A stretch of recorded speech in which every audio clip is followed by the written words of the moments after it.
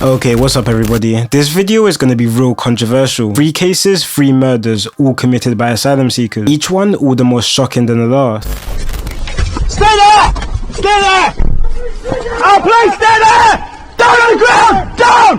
What you're seeing marks the end of a deadly rampage in which 2 people were stabbed, one of them fatally, all committed by this man, Ahmed Alid, a 45-year-old asylum seeker from Morocco. This story is absolutely crazy. It all started around 5 AM when Hartlepool police received this disturbing call. Jesus Christ! Please!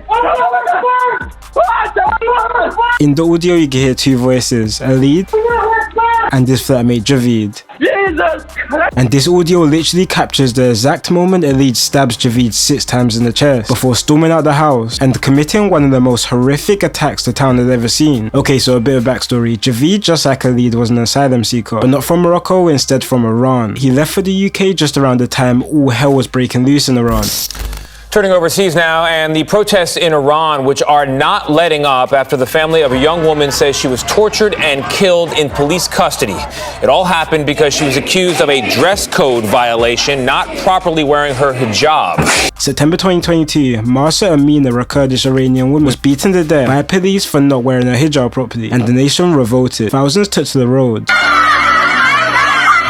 and thousands more were arrested, beaten, and killed by a government determined to hold on to power. After this, tens of thousands fled to Germany, Italy, France, Turkey, the UK, anywhere that wasn't Iran, including Javid, who came to the UK with one wish: find peace. In 2023, around August times, Javid was placed into a shared accommodation with other asylum seekers, right in the small coastal town of Hartlepool, a friendly neighborhood and tight-knit community. Javid loved it. He drank, got a girlfriend, even converted to Christianity, all things unthinkable to do in his home country of Iran. But one man thought he was having just a bit too much fun: Ahmed Alid. Alid had been living in Hartlepool since 2021, and as a seasoned vet in the shared accommodation, he had ground rules: no girls, no alcohol, and no music. Rules that Javid was not adhering to, and at this time he found himself to become more and more radical in his religious beliefs. When Javid testified in court, he talked about how Alid day and night would watch extremist content on his phone, to the point Javid made multiple reports to the police about him. Javid saw Alid as a threat, and in the early hours of October 15th, that threat turned real.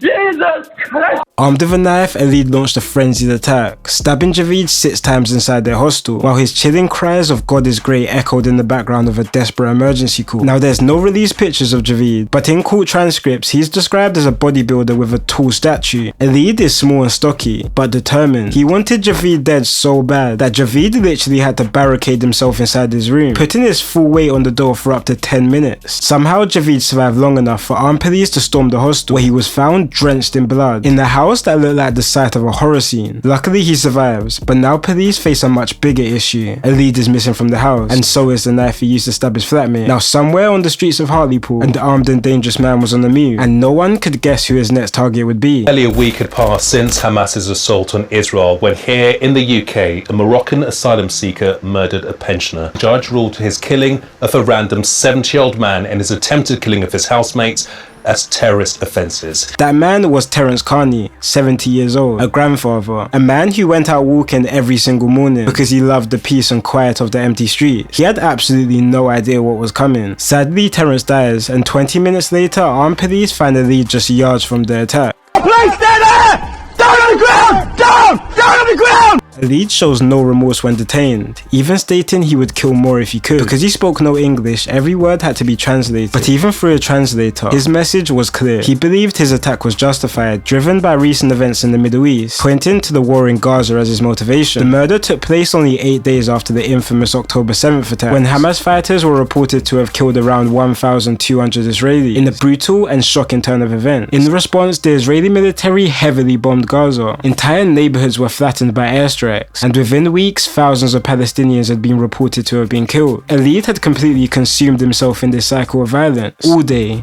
every day, he watched videos about the war, and in his head, he believed he needed to take action. Alid made no attempts to try and hide it. He knew exactly what he wanted to do and made no excuses for it. But Alid's violence wasn't just finished yet. As 2 female custody officers escort him back to his cell, he erupts again. Without warning, he punched and kicked both officers, forcing other staff to rush in. It took several officers to restrain him, with them eventually eventually pinning him down and putting him in full restraint. This outburst underlined what prosecutors would later argue in court, that Khalid was a man consumed by hate, making him a danger to anyone around him, and that earned him a life sentence with a minimum term of 45 years. Khalid's rampage was proof of how quickly geopolitical events could brainwash people, but some cases don't need political or religious sentiment behind it. Some are just due to sheer senselessness. This is Lawanjeen Abdul Ramzi, an Afghan national who arrived in the UK back in December of 2019, and he has a real deep backstory. Before ever setting foot in Britain, Abdul had lived a life marked by violence. After fleeing Afghanistan, he moved between refugee centres in Norway and Italy, eventually ending up in Serbia, where he committed his first known killings. Armed with a Kalashnikov rifle, Abdul gunned down 2 men after a dispute linked to people smuggling, and this isn't just a speculation either. He was literally convicted and sentenced to 20 years in prison for this, but Abdul managed to escape custody. He travelled through mainland Europe, arriving to England by ferry on Boxing Day of 2019. By presenting himself as a child refugee, Abdul managed to avoid all detection. He was placed in a foster care in Bournemouth, where trouble began almost instantly. Abdul Rahimzai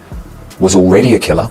He was an illegal migrant who should not have been in the UK, and he was put into a school and into a foster home.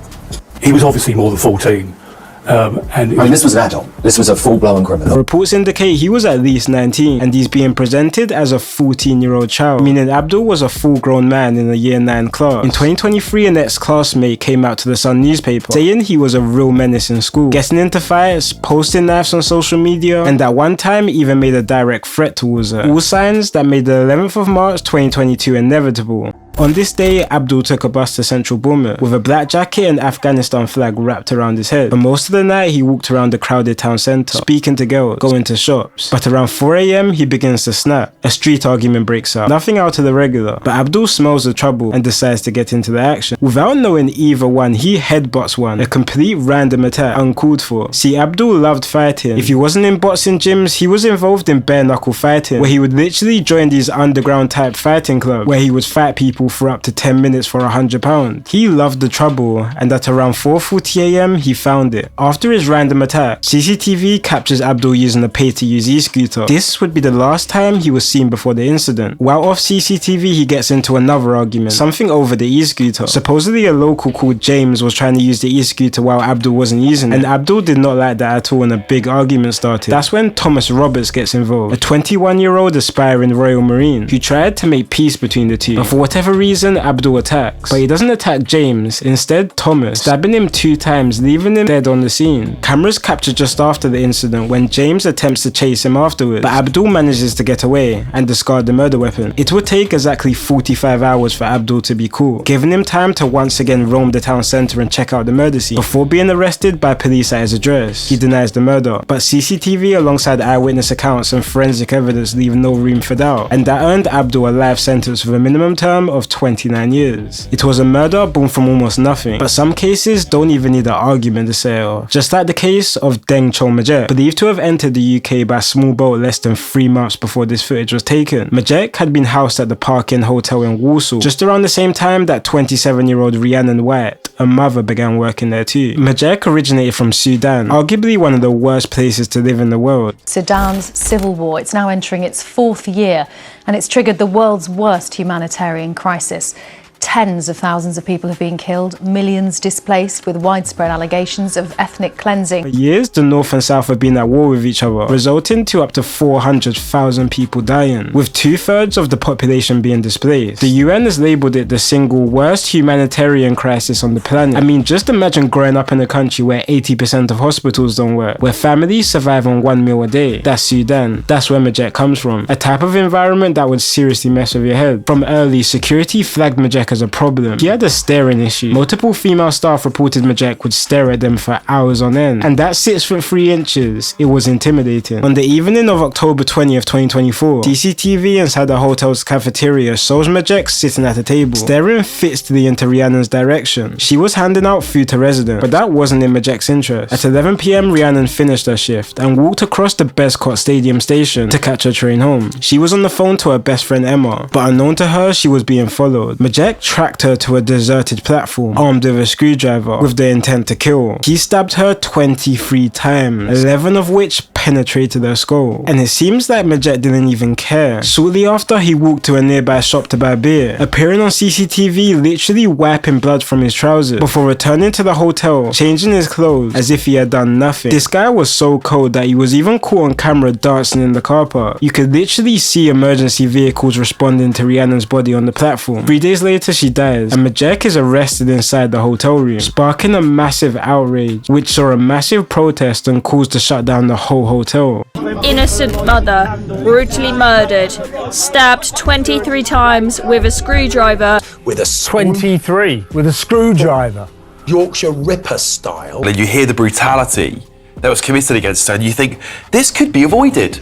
I said this was totally avoidable, and it absolutely was. In court, Majek denies murder, but all evidence stacks against him, resulting in a minimum term of 29 years.